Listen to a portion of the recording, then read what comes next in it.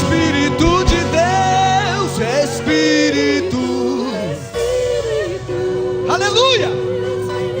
O Espírito Santo de Deus,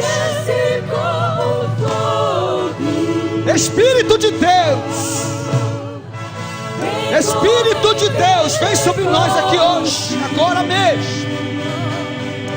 Aleluia! Aleluia! Glória a Deus! Glória a Deus! Glória a Deus! Glória a Deus! Aleluia! Você pode levantar suas mãos assim, adore o nome do Senhor. O Espírito de Deus está nesse lugar. É o Espírito Santo que se move entre nós. Aplaude a Ele mais forte, porque é a graça de Deus que está derramada aqui essa noite. E essa noite é noite de poder. Aleluia! Aleluia! Este cenáculo é cenáculo de glória, de poder, de milagre. O Espírito de Deus está nesse lugar. Aleluia, aleluia, aleluia. Glorifica, glorifica. É tempo de você dizer a Deus: me enche, me enche. Aleluia. Xarabacalabachai.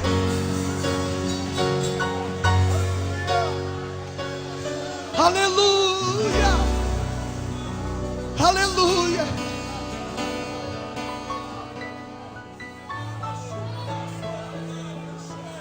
Fale em línguas, fale mesmo,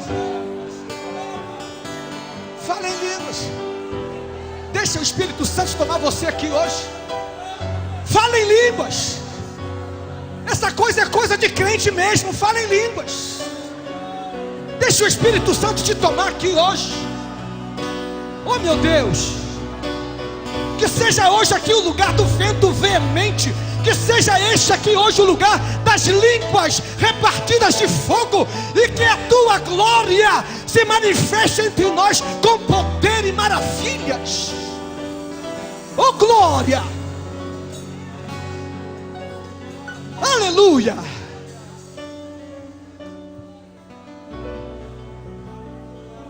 Aleluia. Glória a Deus. Eu fui criado nesse tipo de negócio. Pode sentar. Eu fui criado no meio desse tipo de coisa assim, meio doida.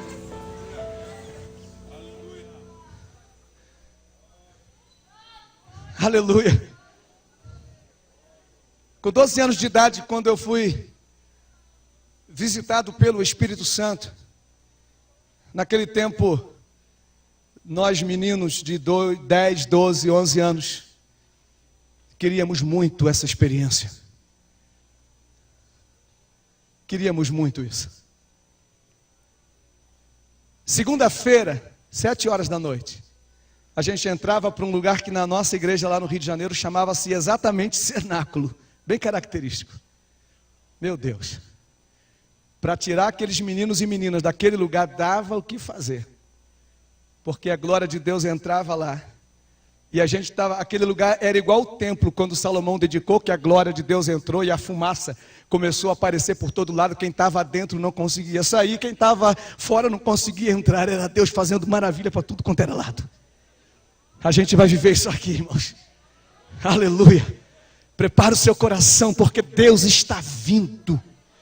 Deus está vindo, uma onda de glória de Deus está vindo sobre nós. Prepare o seu coração, prepare a sua casa, prepare o ambiente, porque se você ficar desatento, a glória passa e você nem vê. Vai ter notícia, mas fala para o Senhor aqui hoje: Senhor, não passa de mim esse negócio não. Eu quero ficar igual a Eliseu. Fiquem todos quietos. Eu sei o que Elias me disse. Eu não estou despercebido não. E quando Elias foi tomado naquele redemoinho, Eliseu gritou alto para Elias saber que ele estava vendo carros e cavaleiros e tal. E a capa de Elias cai e ele diz: eu estou atento. A onda não vai passar não. Oh meu Deus. Glória a Jesus. Abra sua Bíblia comigo, você que pode. 1 Coríntios, capítulo de número 15. Eu não sei nem como é que vai ser. Eu só sei que Deus está nesse lugar e Ele faz o que Ele quer, e do jeito que Ele quer, e a nós só nos resta nos alegrar da presença dEle. Capítulo 15.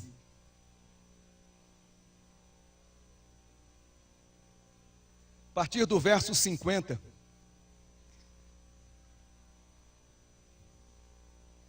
Paulo diz assim: isto afirmo, irmãos, que a carne e o sangue não podem herdar o reino de Deus, nem a corrupção herdar a incorrupção. Eis que vos digo um mistério: nem todos dormiremos, mas transformados seremos todos, num momento, num abrir e fechar de olhos, ao ressoar da última trombeta. A trombeta soará, os mortos ressuscitarão incorruptíveis, e nós seremos transformados. Porque é necessário que este corpo corruptível se revista da incorruptibilidade, e que o corpo mortal se revista da imortalidade. E quando este corpo corruptível se revestir da incorruptibilidade, e o que é mortal se revestir da imortalidade, então se cumprirá a palavra que está escrita: tragada foi a morte pela vitória. Onde está, ó morte, a tua vitória? Onde está, ó morte, o teu aguilhão? O aguilhão da morte é o pecado, e a força do pecado é a lei. Graças a Deus, pois, que nos dá a vitória por intermédio de nosso Senhor Jesus Cristo. Aleluia, aleluia, glória a Deus. Há algum tempo atrás, não faz muito tempo, era mais ou menos uma hora da manhã, 1h30 da manhã, por aí. Tinha chegado em casa não fazia muito tempo, tinha acabado de fazer a minha refeição noturna, né? Porque dormir com fome é um negócio muito ruim, muito chato. Então, quando você chega em casa à tarde, né, é bom fazer um baconzinho, uma banana, um ovinho frito, um pouquinho de arroz, um pão picado, é um lanchinho básico, assim, para você não dormir com fome. E lá estava eu. Aí o meu silêncio foi interrompido, porque de repente meu filho entrou na sala, e eu olhei para ele e falei: rapaz, é hora de estar acordado, vai dormir, você tem coisa amanhã para fazer. Aí ele olhou para mim e disse assim: esse negócio de dormir, pai, é a pior coisa que existe. Eu falei: mas rapaz, dormir é tão bom, renova as forças da gente, deixa a gente, né, animado para o dia seguinte. Não, dormir é uma perda de tempo enorme. E além de ser uma perda de tempo enorme, parece que a gente está morto. Porque dormir e morrer não tem muita diferença, você não sabe o que está acontecendo quando você está dormindo. Então, ele disse: eu não gosto desse negócio de morte. Morte para mim é um negócio assim chato demais. E aí nós ficamos ali, 1h30 da manhã, nesse papo muito interessante, falando sobre esse negócio de morte. E o tema desta mensagem que eu quero compartilhar com vocês é exatamente sobre isso. O poder da ressurreição. Porque acerca da vida após a morte, a gente sabe muito pouco, ou quase nada.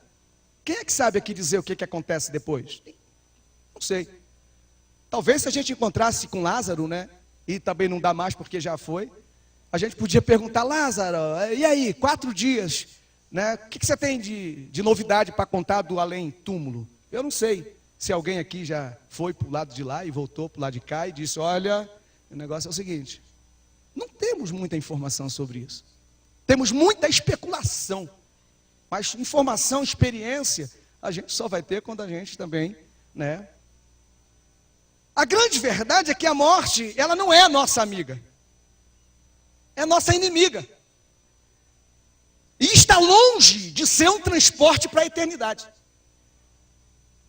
E talvez alguém possa estar pensando: mas pastor, quando a gente morre não é bom demais, porque morreu, a gente salta para o lado de lá. Não.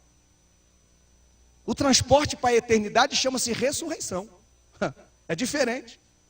É por isso que Paulo está dizendo aqui: ao ressoar da última trombeta, o que acontece com os mortos? Ficam vivos. Esse é o transporte para a eternidade. Ressurreição, não é morte não. Até um pouco tempo atrás eu ainda achava assim, nossa, morreu é o segundo passo. Não, o segundo passo não é a morte, é a ressurreição. Então nós temos que nos opor a esse negócio de morte. E de que maneira a gente se opõe a isso? É com a celebração da vida. É viver a vida de maneira que você a viva intensamente, produtivamente, e que você faça da vida uma festa sempre, como diz lá o Eclesiastes. Tenha óleo na cabeça o tempo todo, esteja vestido para a festa o tempo todo, porque a vida que você tem é essa. Louve a Deus por isso. Até porque a morte contraria a essência daquilo que a gente é e para o que a gente foi criado. A eternidade está dentro da gente. A gente foi criado para viver esse desejo de continuar vivendo. É engraçado que nem a morte, porque Paulo está aqui dizendo que, né, os mortos anseiam pela ressurreição, é esse desejo de viver e de continuar vivendo. Então, eternidade e morte são duas coisas que não combinam. E é impossível que a gente que vive e acredita em Deus e recebeu Jesus na vida da gente, é impossível que a gente ache natural esse negócio de morrer. Não é natural. Ao mesmo tempo, quando eu disse no início, é difícil imaginar o que vem depois. Porque a morte é um verdadeiro desconhecido. Depois desse tempo, a única coisa que nos resta é a ressurreição. Embora a Bíblia diz que morrendo segue-se ao juízo, mas a única coisa que nos resta é a ressurreição. Porque a ressurreição, ela é a vitória total, é a reintegração das facetas humanas, ou seja, é quando corpo e espírito se juntam para ser essa unidade que vai para o céu. Embora a gente fale por aí, né, entrega a sua alma para o Senhor, a gente vive até há um desconexo entre grego e hebraico com relação a isso. Porque na linguagem hebraica não existe a palavra corpo. Porque quando Deus cria lá no jardim, ou né, depois que ele põe no jardim, quando ele cria o indivíduo lá, diz a Bíblia que ele sopra o espírito, que no hebraico é uma palavra chamada nefesh. E corpo mais espírito, lá no hebraico vai ser chamado de alma vivente. O que é o homem dentro da visão hebraica? Alma vivente. Significa dizer, no hebraico, que não existe alma sem corpo.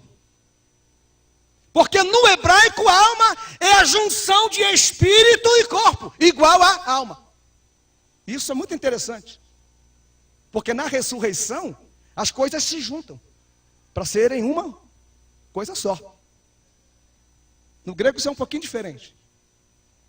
Não quer dizer que está certo, nem quer dizer que está errado.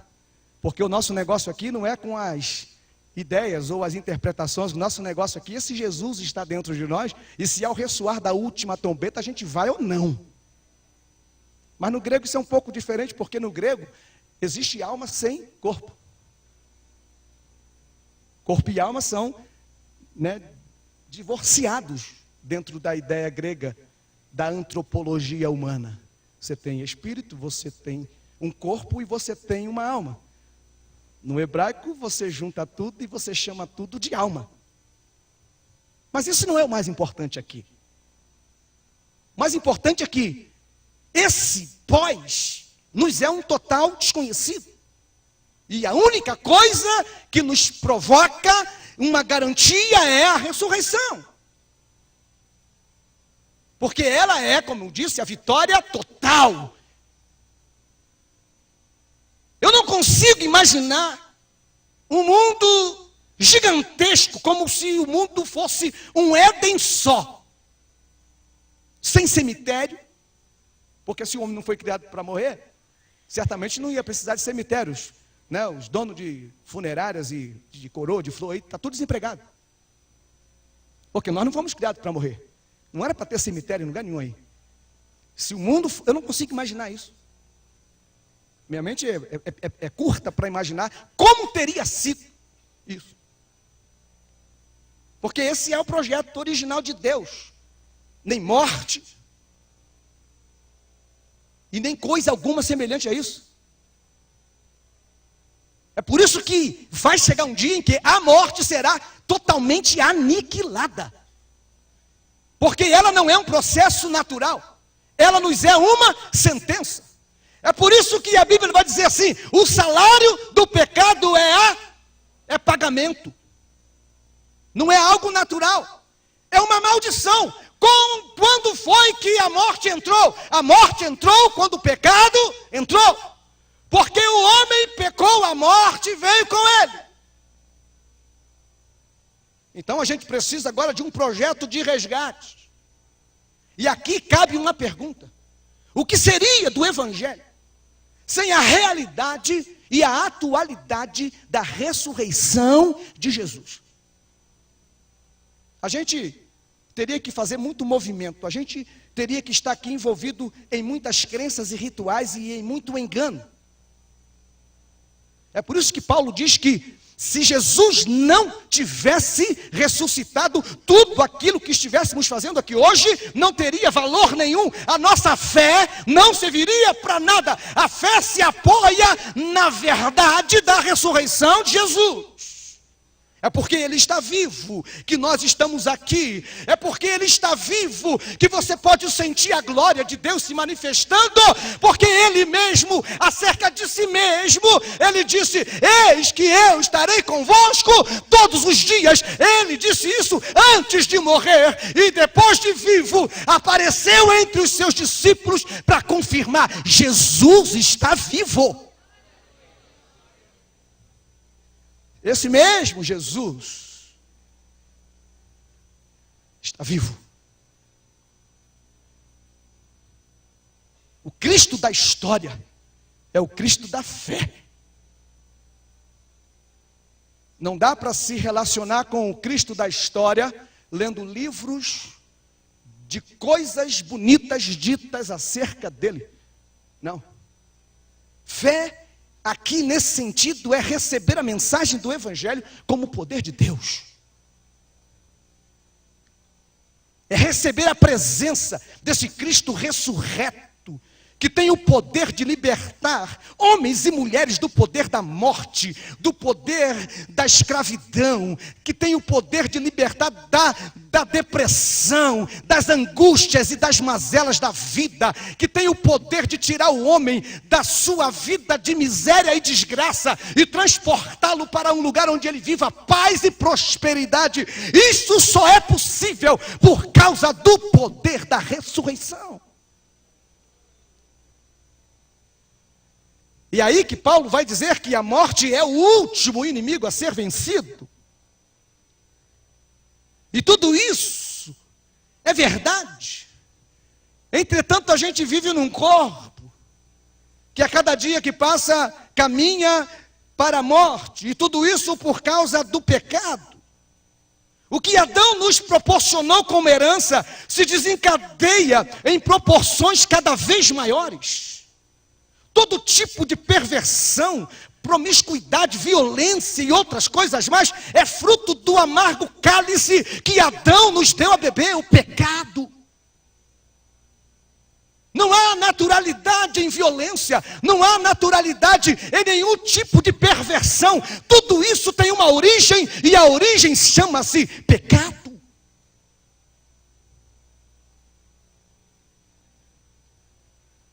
Ainda que a gente hoje viva, as pessoas driblam, né? A morte de todos os jeitos se puder. Tem até uma história aí que aparece no YouTube de um cara que recebe a visita da morte, a morte diz: vou te levar hoje. E ele fica desesperado.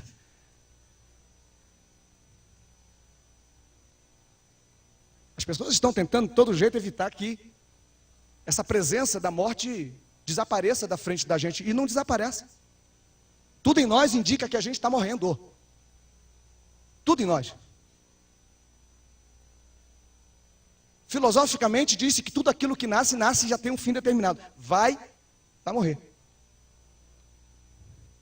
Não adianta, pode fazer, né, reparações plásticas, pode, né, até já me disseram para colocar uns botox aqui, porque eu já estou com uns negócios querendo franzir aqui do lado.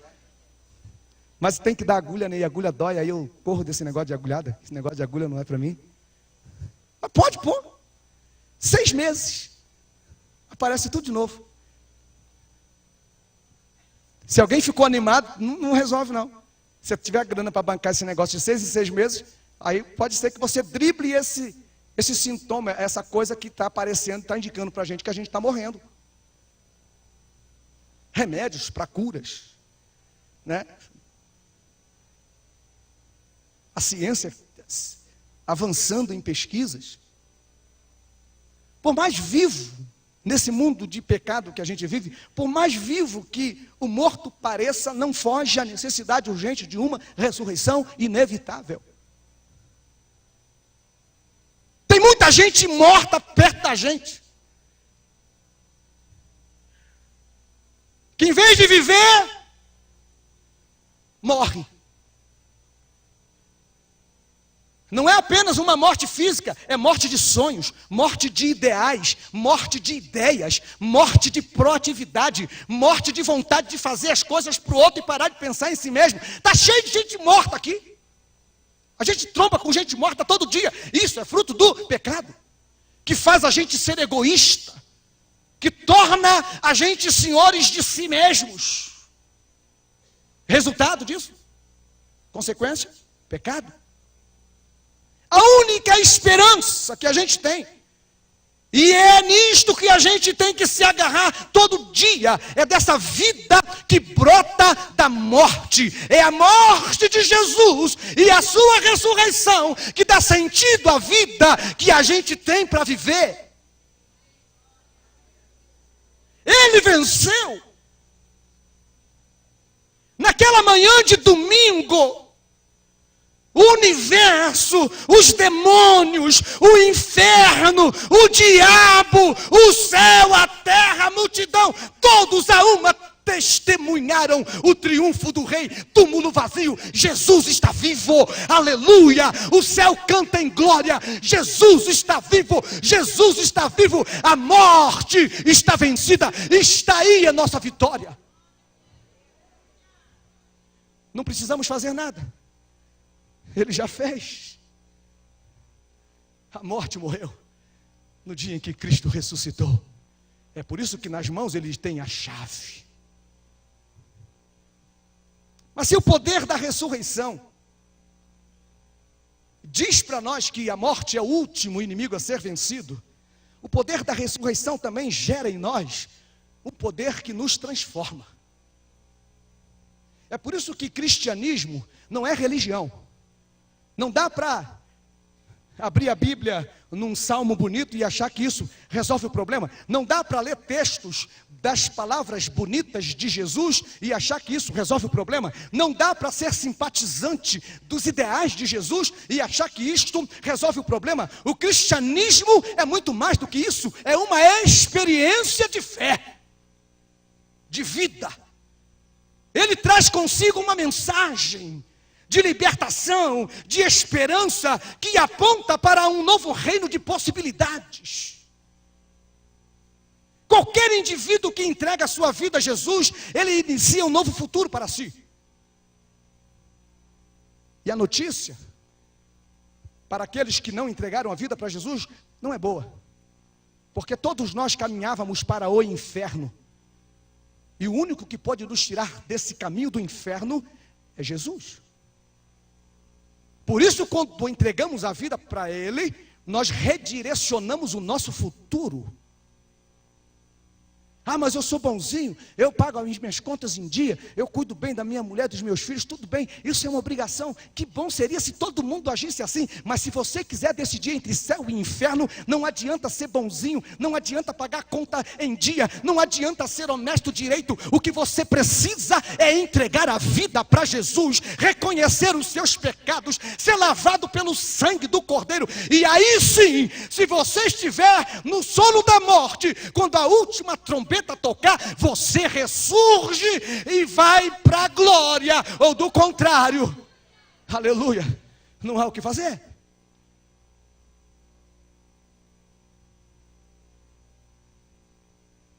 Parece que no mundo há um contentamento em conceber a vida como um movimento cíclico de acontecimentos desordenados. Tinha que ser assim. Esse fatalismo que não combina com fé.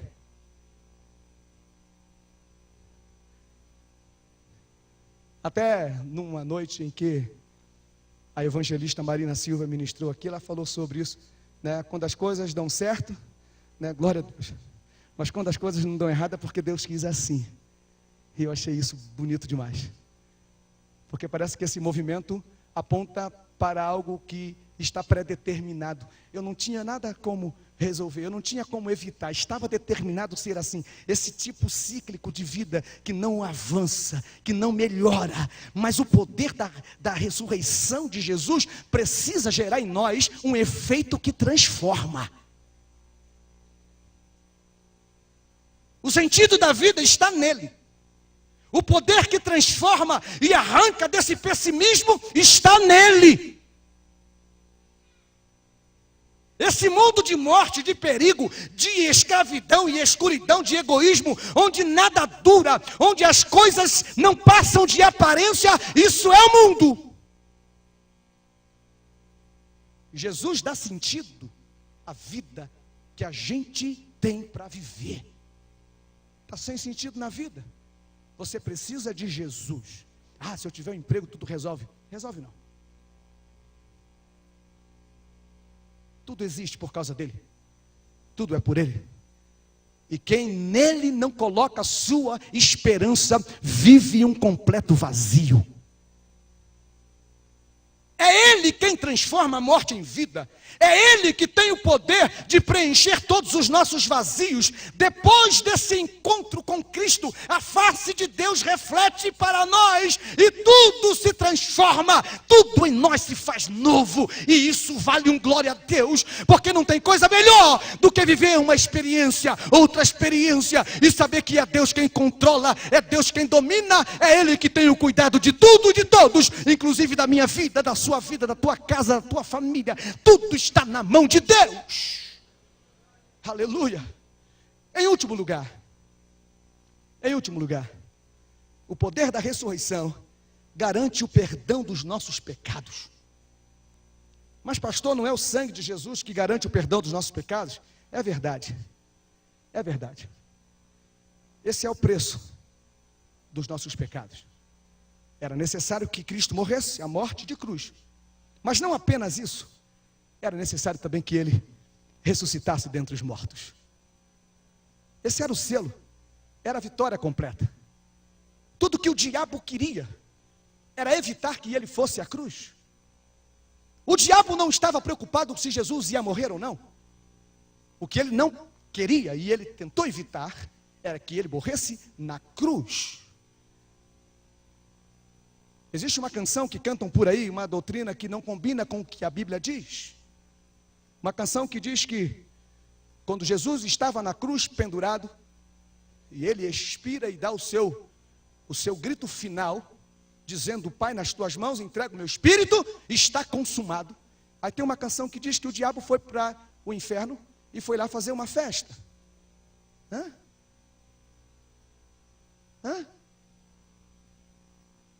Tudo que o diabo quis evitar era que Cristo fosse à cruz. E agora Cristo vai à cruz selar o consumado da sua missão e o diabo vai fazer festa? Que doutrina errada é essa? Que doutrina errada é essa de se ouvir passos de Jesus entrando no inferno em festa porque ele cumpriu a sua missão?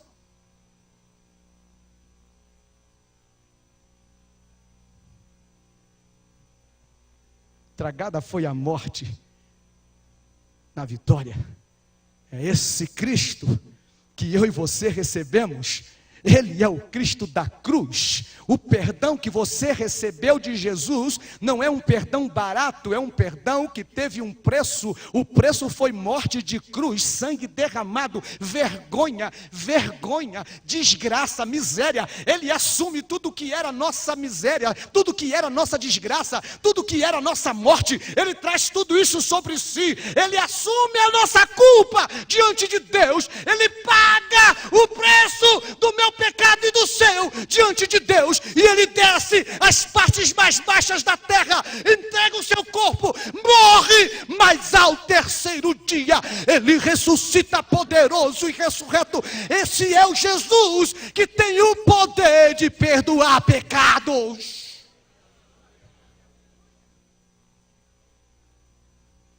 Tem gente por aí que não acredita que Jesus ressuscitou. Para não acreditar que Jesus ressuscitou, é preferível dizer que ele não morreu. Céticos. Entretanto, sua morte e ressurreição são esses elementos necessários para que você tenha confiança diante de Deus, de que realmente aquilo que Jesus te prometeu, Ele é fiel para cumprir. Se pois o Filho libertar, verdadeiramente sereis livres. Ele está vivo para garantir os nossos pecados perdoados. É com essa visão que o profeta Isaías, muitos anos antes desse evento acontecer, vai profetizar dizendo: ainda que os vossos pecados sejam como a escarlata, eles se tornarão brancos como a neve, ainda que sejam vermelhos como o carmesim, se tornarão como a branca lã. É esse Jesus que garante a nós tudo isso pelo poder da sua morte e da sua ressurreição. Até porque Cristo não é apenas o Cristo do aqui e agora.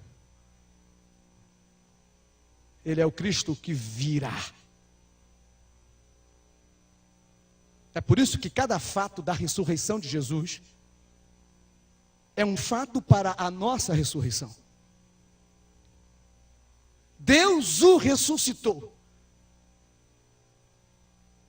Diz Lucas, rompendo os grilhões da morte, porquanto não era possível fosse ele retido por ela. Olha que coisa. Se a morte não pôde detê-lo, também não poderá nos deter. Se ele recebeu um corpo glorioso, nós também receberemos. Esse poder da ressurreição de Jesus gera em nós uma esperança viva de que não há nada que nos prenda, não há nada que possa impedir. Esse corpo um dia vai se desfazer, é verdade, mas um corpo glorioso me espera. Esperança linda é essa. Só o Evangelho pode prometer isso. Só Jesus pode prometer isso. Se perguntarmos aí para as religiões que a gente conhece, sejam elas quais forem, cada uma tem lá a sua maneira de implicar esperança no seu coração, mas a esperança do Evangelho não é uma esperança efêmera, paliativa, não. Jesus está dizendo: assim como eu recebi este corpo glorioso, vocês receberão corpos gloriosos. Esse corpo se corrompe, mas um dia vocês terão corpos que não se corromperão. Vocês receberão corpos gloriosos. Só o Evangelho, que é o poder de Deus para a salvação de todo aquele que crê, pode prometer isto. Só Jesus pode. Onde está a sua esperança? Do que você tem medo?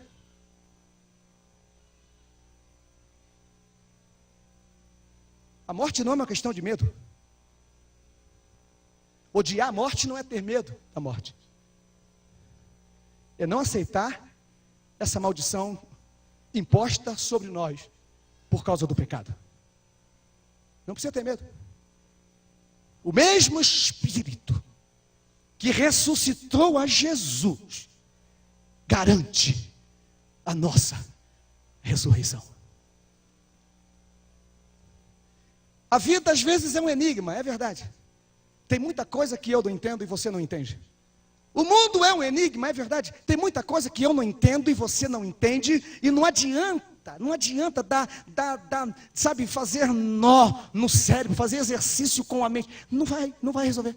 Você não vai entender. Tem muito enigma por aí. Mas quando a gente recebe Jesus na vida da gente, muita coisa começa a fazer sentido. Aquele que é o caminho e se apresenta para nós assim: eu sou o caminho. A vida está sem sentido, tem coisa que você não entende. Jesus se apresenta e diz: eu sou o caminho.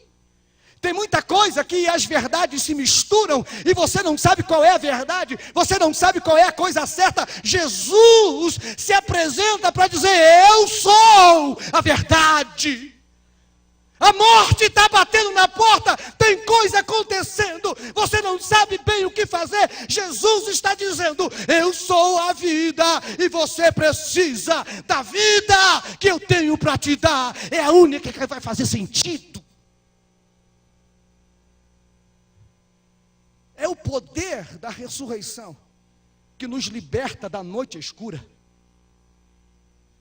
do silêncio, das coisas que para nós não fazem muito sentido. A noite pode ser longa, mas o sol da justiça se apresenta para nós toda manhã. Tudo que vive só tem relevância se experimentar o poder da presença de Jesus na realidade e atualidade da sua ressurreição. Jesus está vivo, e todo aquele que vive e crê nele nunca morrerá. Crês tu isso? Ou a gente diz que crê, mas Outro dia alguém foi dar um testemunho porque pediu para Deus ajudar a resolver um problema sério. E depois do problema, né, resolvido, aliás, chegou a notícia para ela: olha, o problema resolveu. E ela disse: não acredito. Horas. Você pede para Jesus fazer, pastor Daniel?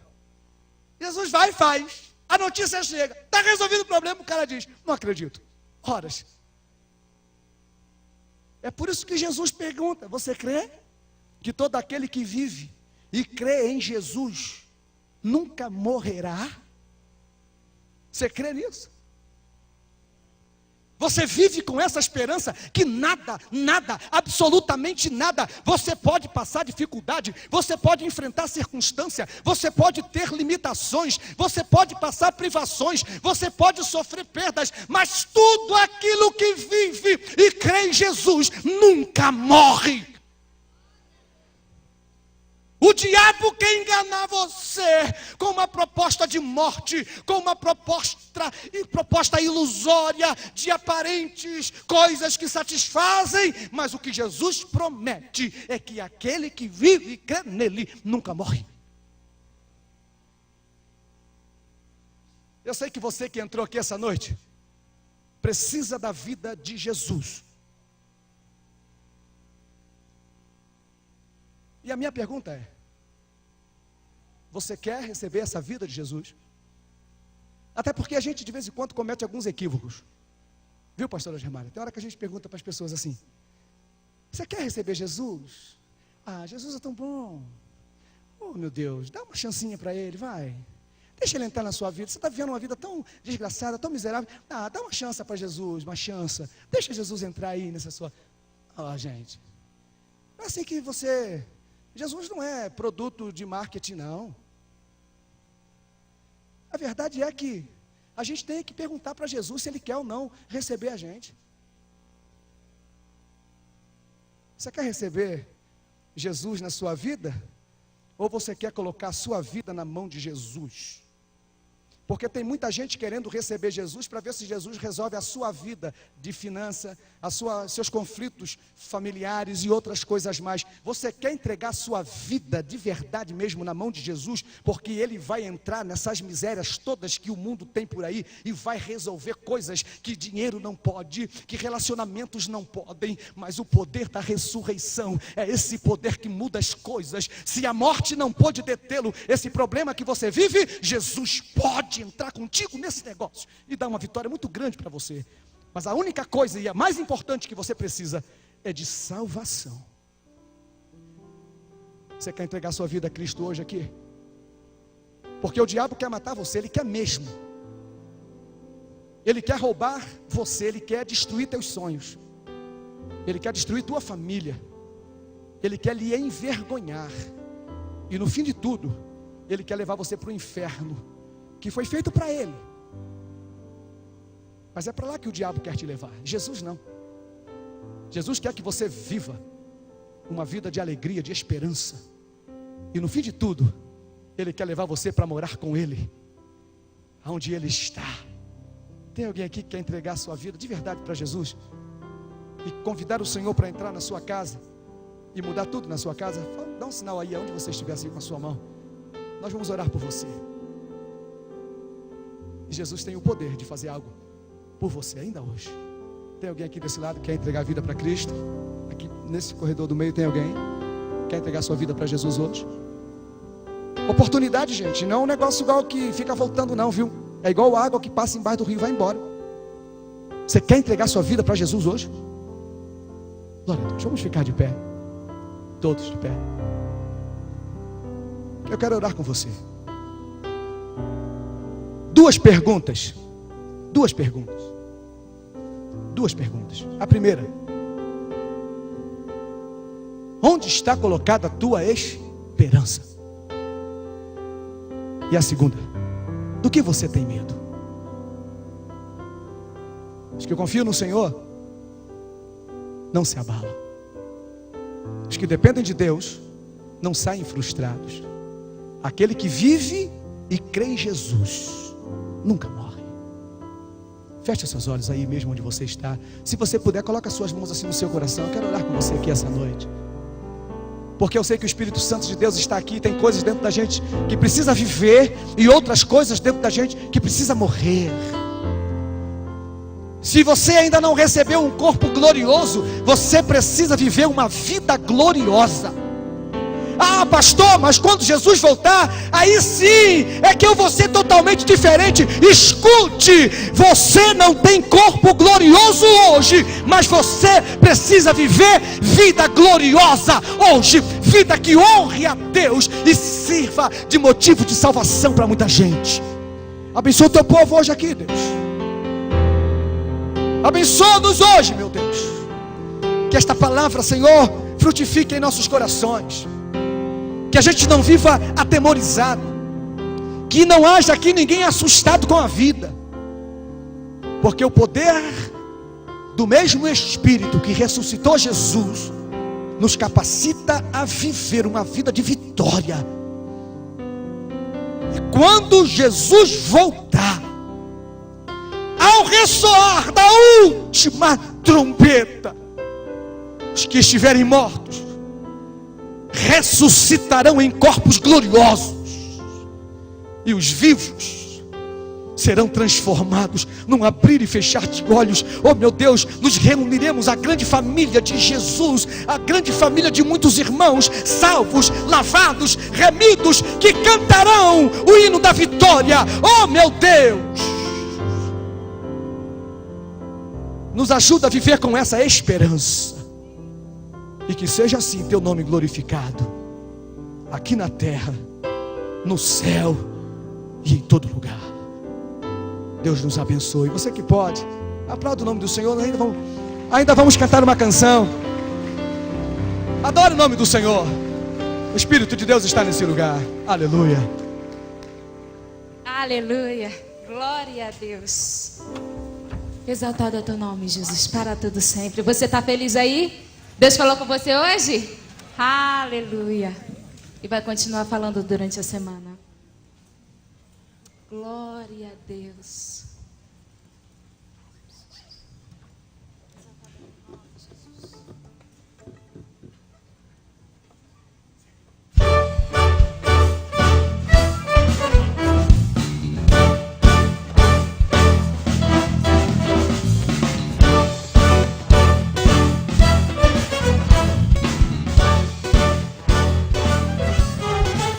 Eu sou grato por tudo que tenho,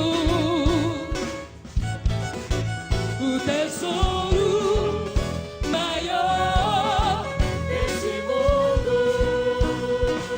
Ei, me foi dado como herança eterna. Maior prova de um amor tão profundo. Onde tenho vida em todo tempo. Tenho amigos, família, muitos irmãos. O Jesus, nosso amigo verdadeiro, que fez tudo pra me dar a salvação.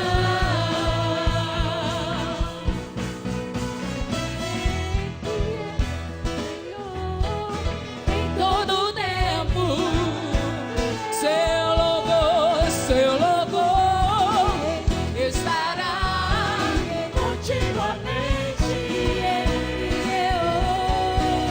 em meus lábios e também oh, aleluia.